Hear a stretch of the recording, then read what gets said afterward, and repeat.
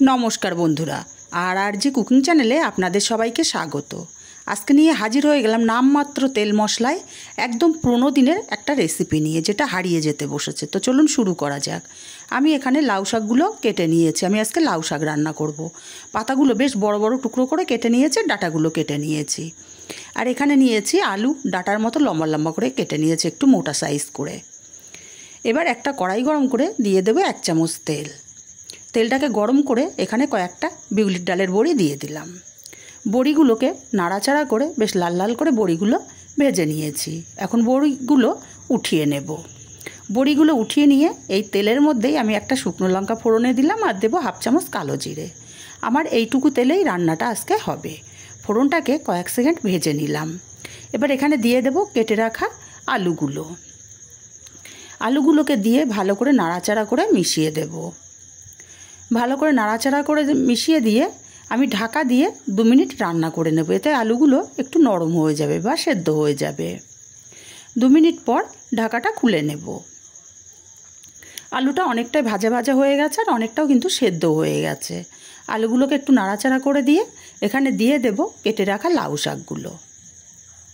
लाउ शाकगुलो दिए भालो करे नाड़ाचाड़ा करे मिशिए दिते हबे।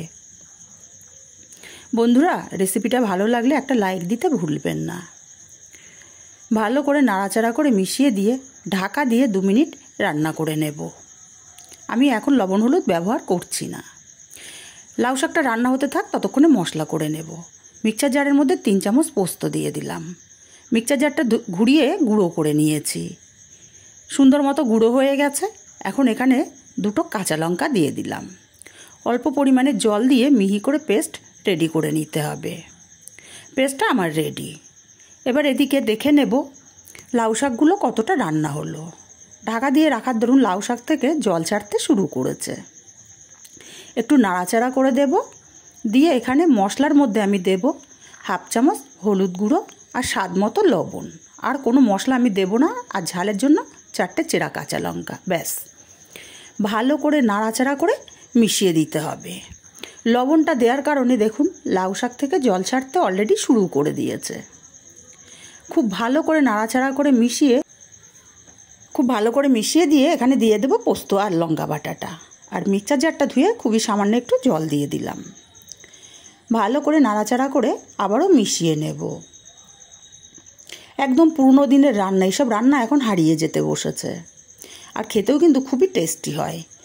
ভালো করে মিশিয়ে দিয়েছি। ভেজে রাখা বড়িগুলোও দিয়ে দিলাম। বড়িগুলোকে দিয়েও মিনিট খানিক এইভাবে নাড়াচাড়া করে নিয়েছি। এবার এখানে দিয়ে দেব খুবই সামান্য একটুখানি জল, কারণ লাউ শাকগুলো খুবই কচি, আমার জলের প্রয়োজন খুব বেশি পড়বে না। এবার ঢাকা দিয়ে মিনিট 3 রান্না করে নিয়েছি। 3 মিনিট পর ঢাকাটা খুলে নিলাম। এখন এখানে দিয়ে দেব 1/2 চামচ চিনি। যেহেতু নিরামিষ রান্না আর শাক একটু চিনি দিতেই হবে। চিনিটাকে দিয়ে খুব ভালো করে নাড়াচাড়া করে আবারও মিশিয়ে দেব। তারপরে ঢাকা দিয়ে আরও মিনিট 3 রান্না করে নেব। 3 মিনিট পর ঢাকাটা খুলে নিলাম। এক্সট্রা জলটা অনেকটাই শুকিয়ে গেছে। এইভাবে নাড়াচাড়া করে আমি আরও 2 মিনিট মতো রান্না করে একদমই শুকিয়ে নিয়েছি। রান্নাটা আমার প্রায় হয়ে এসছে। এখন ওপর থেকে 1 চামচ পরিমাণে কাঁচা সর্ষের তেল ছড়িয়ে দিলাম। কাঁচা সর্ষের তেলটাকে দিয়ে খুব ভালো করে মিশিয়ে দেব।